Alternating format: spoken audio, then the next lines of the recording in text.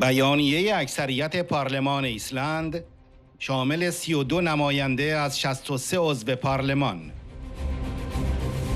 بیانیه ایران 2025 حمایت از طرح 10 ماده‌ای خانم مریم رجوی، لیست گذاری تروریستی سپاه پاسداران، به رسمیت شناختن مبارزه کانون‌های شورشی با سپاه پاسداران.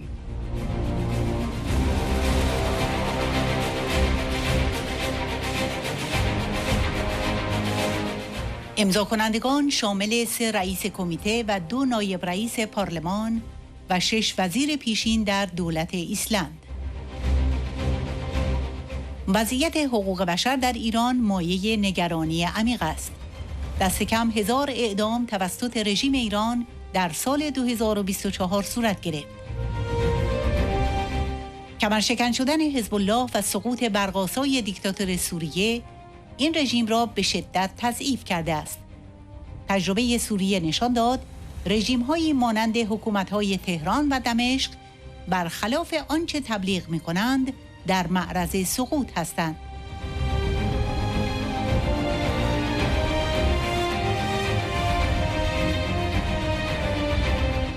قرار گرفتن در کنار مردم ایران که خواهان تغییر رژیم هستند یک سیاست درست و یک ضرورت اخلاقی است.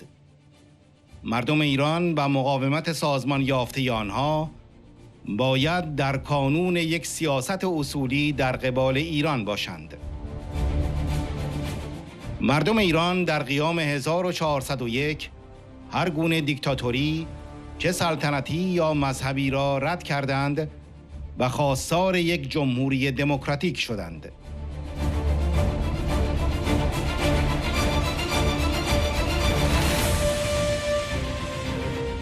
رژیم ایران همه راه‌های فعالیت سیاسی را مسدود کرده است. بنابراین باید حق مردم ایران برای تغییر رژیم و کانون‌های شورشی مجاهدین برای مبارزه با سپاه پاسداران به رسمیت شناخته شود و سپاه پاسداران در لیست تروریستی قرار گیرد. اپوزیسیون ایران با برنامه دموکراتیک خود و طرح 10 ماده‌ای خانم مریم رجوی رئیس جمهور برگزیده شورای ملی مقاومت به همبستگی ملی فراخوان می‌دهد و نقش مسیری برای پایان دادن به دیکتاتوری مذهبی و انتقال حاکمیت به نمایندگان مردم ارائه می‌کند.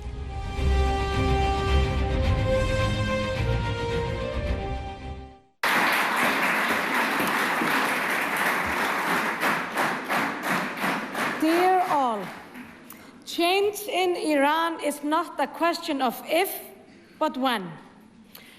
I came to know this courageous movement a few years back, first as a political advisor to the Icelandic foreign minister, and later as a member of the Icelandic parliament, Alþingi. As a woman and a politician from Iceland, a nation world famous for its commitment to gender equality, the central role women play in Iran's resistance certainly caught my attention and my respect. This fact is, of course, inconsistent with today's image of Iran, where women face serious oppression. Despite that fact, women in Iran, and of course the people of Iran, continue to rise with strength and courage. It has been encouraging to meet and follow Mrs.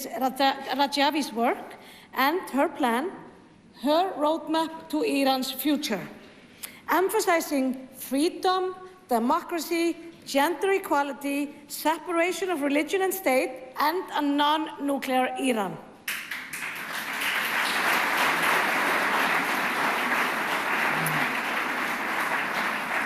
This vision is critical in a country where the government is collapsing under growing unrest and a powerful movement led by women and youth demanding democratic transformation.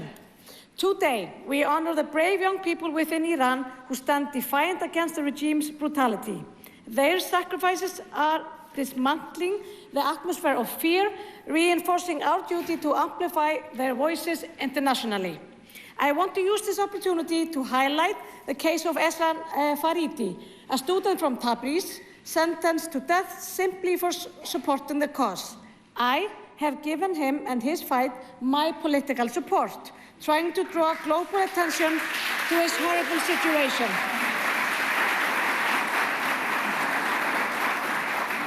I am immensely proud to announce once again that the majority of Iceland's MPs support the joint statement backing the Iranian people's struggle for freedom and democracy. Our continued support since 2022 demonstrates a commitment to human rights, democracy, and gender equality. Ultimately, there can be no lasting democracy without gender equality and no freedom without resistance. I stand firmly in solidarity with the courageous women and people of Iran, the true voices of resistance and freedom. Thank you.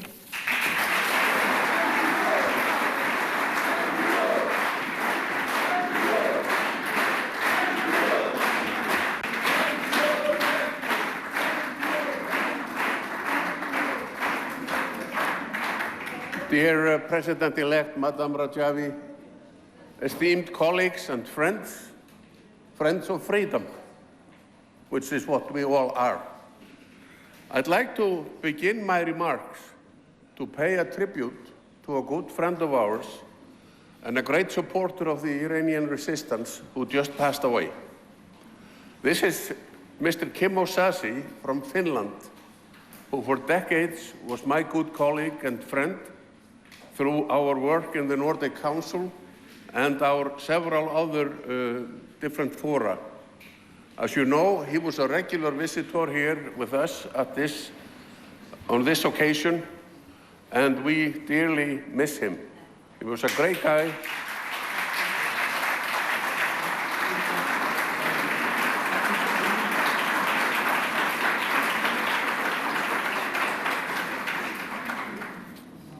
Thank you. Thank you for remembering Kimmo. Now, as so many of you, I have been a long-time supporter of the fight for freedom in Iran. And like everyone else here today, I'm extremely concerned by the escalating human rights crisis in Iran. In 2024, the regime executed over 1,000 people, and this grim trend continues into 2025. I want to use this opportunity to declare solidarity and support for the brave PMOI activists on death row in Iran today, including Behrouz Eshani and Mehdi Hassani. We are fighting for you.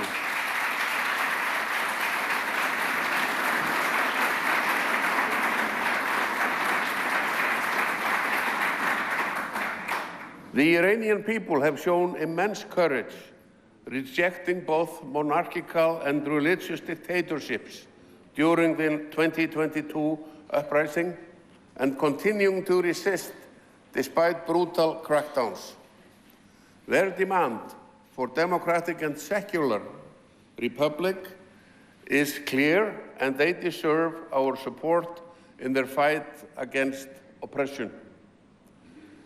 Despite the regime's total suppression, the resistance units bravely stand against the terror and repression of the Revolutionary Guards. And we must all declare our solidarity with the resistance units.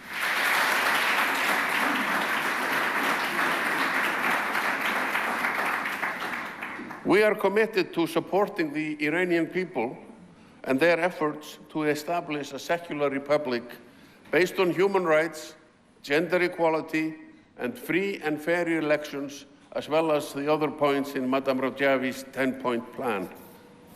And we support the Iranian people's right to self-determination, free from theocracy and a dictatorial monarchy.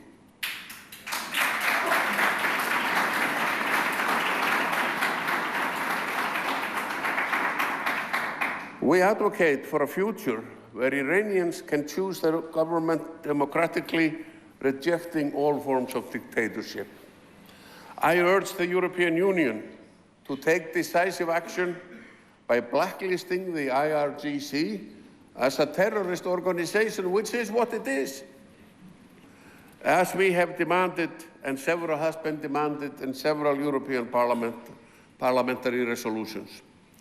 Additionally, I call on all governments to endorse Madam Rajavi's 10-point plan for the future of Iran, which envisions a free Iran based on separation of religion and state, gender equality, abolition of the death penalty, and free elections.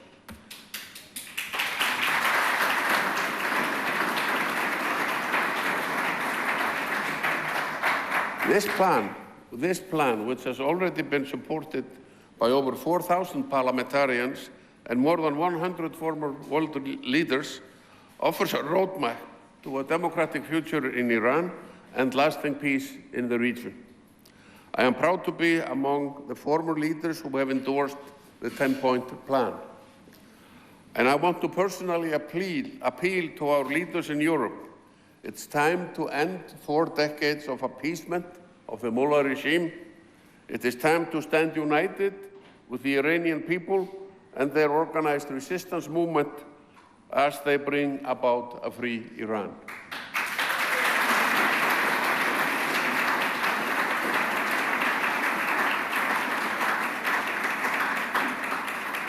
And this is exactly what we are all here for. Thank you very much, and let's hope good luck, Madam Rajavi.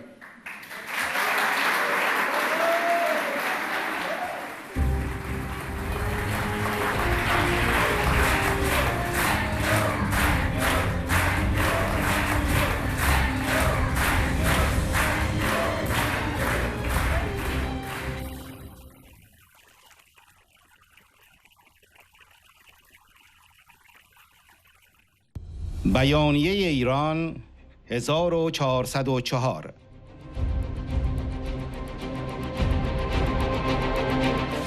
وضعیت حقوق بشر در ایران مایه نگرانی عمیق است.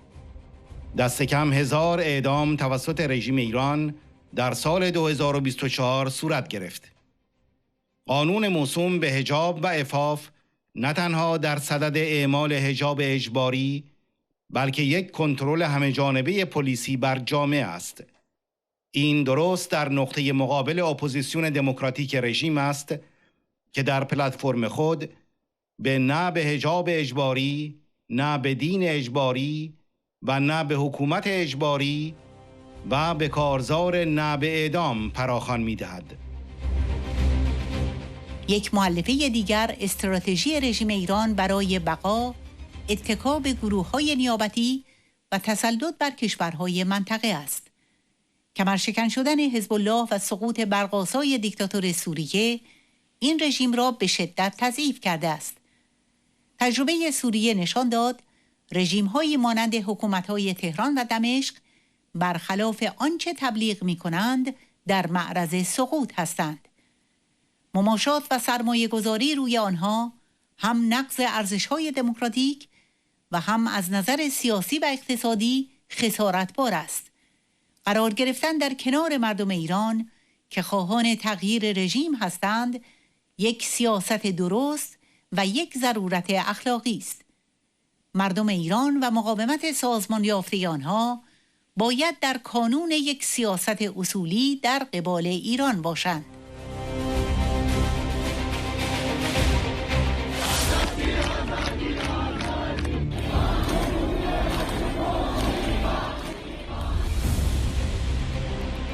قیام 1401 هر گونه دیکتاتوری چه سلطنتی یا مذهبی را رد کردند و خواستار یک جمهوری دموکراتیک شدند.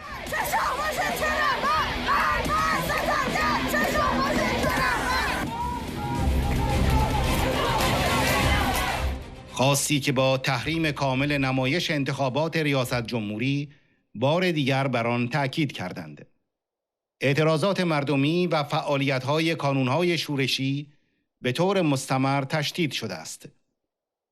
رژیم به طور ناموفقی تلاش کرده با افزایش سرکوب و اعدام این روند را متوقف کند. در ماه‌های پایانی سال 2024 9 زندانی سیاسی به اتهام عضویت در سازمان مجاهدین به اعدام محکوم شدند.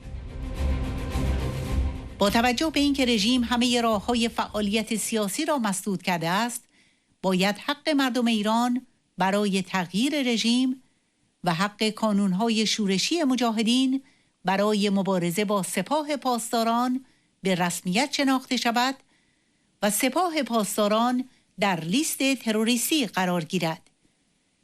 اپوزیسیون ایران با برنامه دموکراتیک و طرح 10 ماده‌ای خانم مریم رجوی، رئیس جمهور برگزیده شورای ملی مقاومت و فراخوان این شورا به همبستگی ملی و نقش مسیر آن برای پایان دادن به دیکتاتوری مذهبی و انتقال حاکمیت به نمایندگان مردم، چشمانداز یک ایران دموکراتیک و صلح پایدار در منطقه را ارائه می کند. در ژوئن 2024 بیش از 4000 پارلمانتر از همه طیف‌های سیاسی و بیش از 100 تن از رهبران پیشین در بیانیه‌هایی از برنامه 10 ماده‌ای برای یک جمهوری دموکراتیک بر اساس جدایی دین و دولت و برابری زن و مرد حمایت کردند. ما از همه دولت‌ها می‌خواهیم از این برنامه حمایت کنند.